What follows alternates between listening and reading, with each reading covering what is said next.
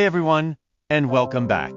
Today, we're diving into something that can really shift the energy in our relationships, both romantic and platonic. We're talking about habits that, while often born from good intentions, can actually hold us back and even harm the connections we cherish. Let's start with the idea of chasing. We've all been there, right?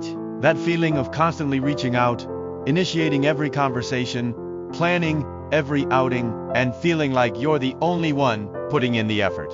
It's exhausting, and honestly, it can create an imbalance. When we're always the pursuer, we can inadvertently signal that we're not confident in our own worth or that the other person's interest isn't truly valued. True connection thrives on reciprocity, on a dance where both partners are equally engaged. So, instead of chasing, let's focus on building our own fulfilling lives and inviting others to join us, rather than trying to pull them along. Then there's overgiving.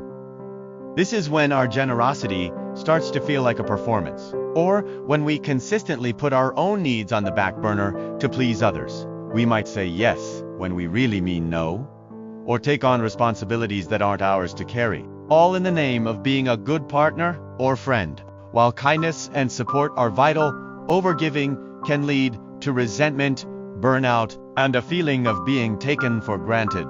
It's about finding that sweet spot where you can be supportive and loving without sacrificing your own well-being. Setting healthy boundaries isn't selfish.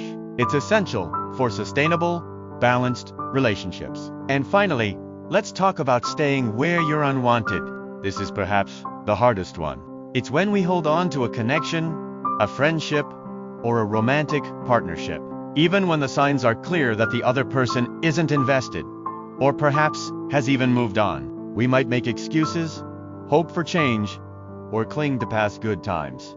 But staying in a space where you're not truly seen, valued, or desired is a recipe for heartache.